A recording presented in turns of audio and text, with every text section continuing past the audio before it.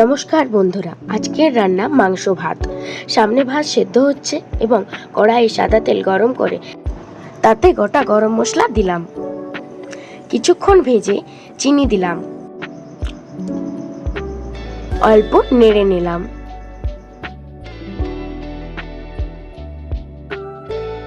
ভালো করে ভাজা হয়ে যাওয়ার পর পেঁয়াজের কুচি দিয়ে দিলাম, হালকা নুন ছড়িয়ে দিলাম, তারপর কিছুক্ষণ নেড়ে নিলাম।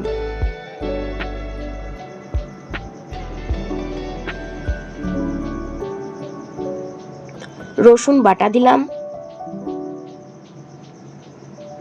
আবার কিছুক্ষণ নেড়ে নিলাম।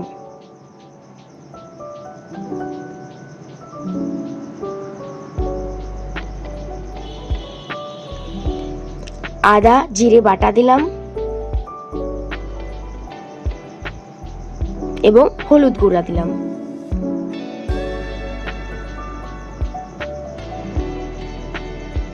এরপর একটু জল দিলাম এবং আরো একটু নেড়ে নিলাম। এরপর লঙ্কার গুঁড়ো দিলাম, সেটা স্বাদ মতো। তারপরে আরো কিছুক্ষণ মিশিয়ে নিলাম, তারপর জল দিলাম।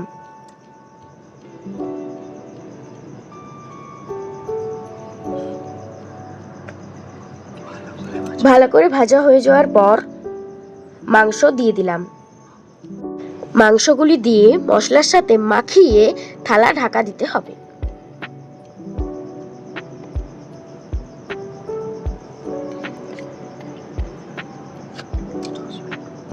10 মিনিট পর থালা নামিয়ে নিতে হবে।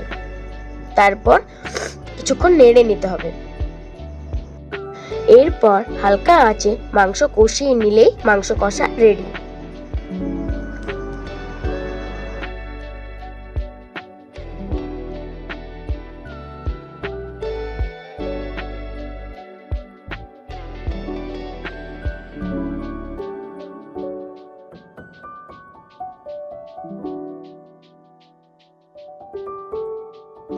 এরপর প্রয়োজন পড়লে জল দিয়ে ঝোল বানাতে পারো।